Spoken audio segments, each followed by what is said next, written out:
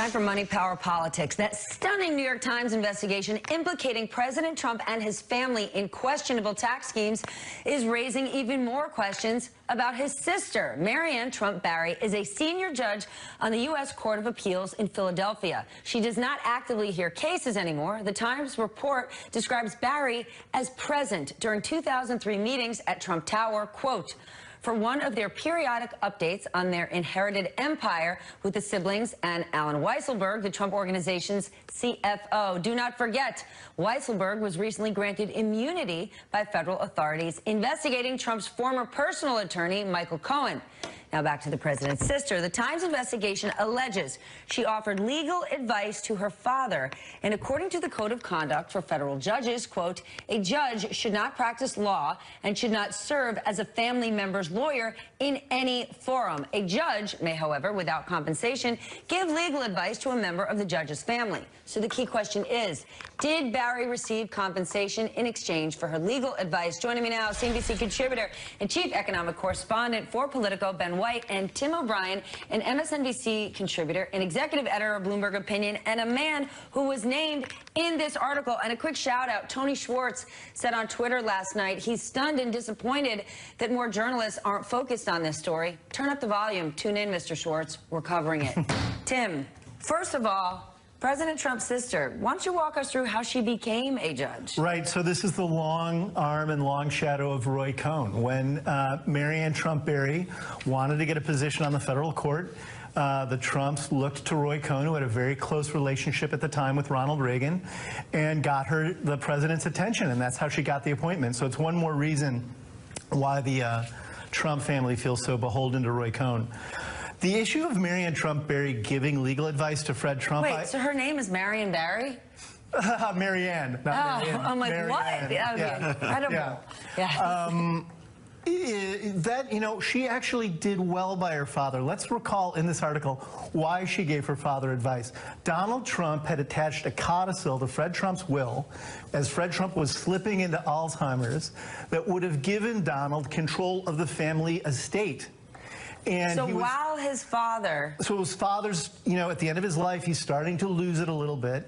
And he eventually went full bore dementia. And Trump tries to gut the will to screw his brothers and sisters? And his father, okay?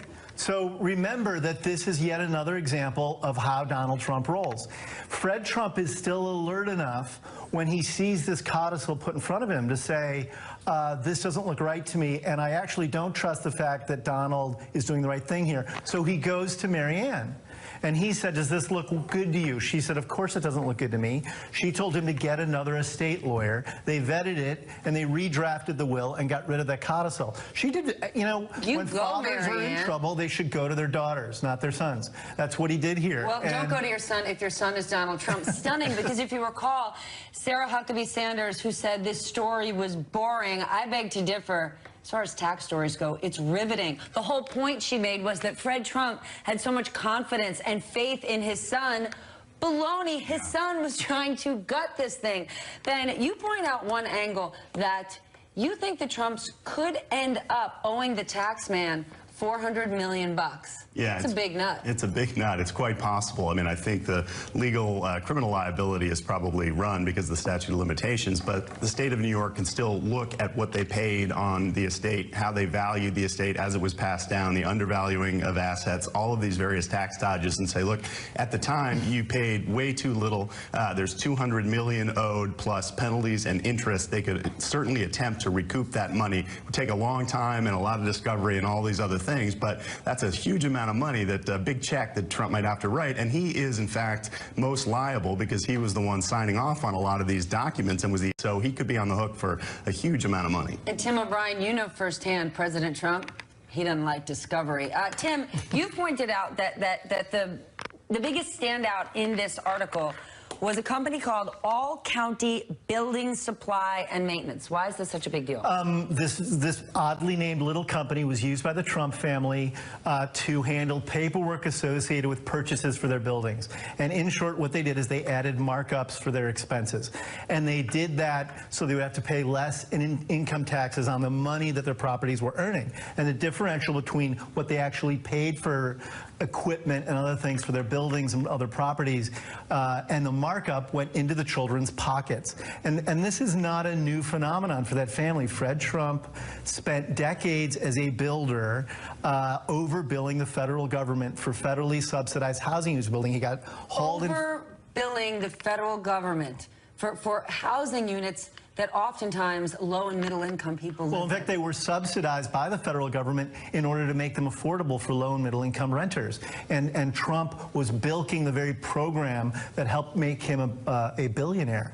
Yeah, and also according to that article, using those inflated costs, those inflated payments for maintenance on the buildings to raise rents on rent-stabilized people. So essentially saying that we're actually paying all this extra money when it's going into the pockets of the kids, using that as an excuse to raise people's rent. It's so expensive, let us hike. Okay, this rents. is truly sick. Sick.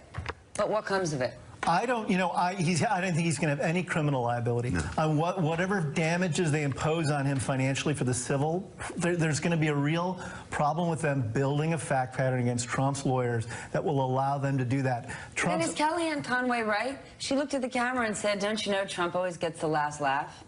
I don't even know what that's supposed to mean. Yeah, I don't know. I think, Here's Here's what it's supposed to mean. To an audience he of one. still lives in the White House. That's and she's speaking Rent-free, just like he likes. Yeah. Yes. Yeah, right. I mean, maybe he gets the last laugh. I don't know. But if people decide over the longer term that this guy's entire backstory, his entire history is a complete fabrication, he's a fabulist and a carnival barker, and his history is fake, maybe that matters in 2020 to independent voters who say, I kind of like this guy as a businessman. Maybe he was kind of a crap businessman and a shyster. And he's not going to be laughing if his tax returns become public. That's true. Or maybe it's just like what happened at the UN last week, Kellyanne. They're not laughing with him. We're laughing at him.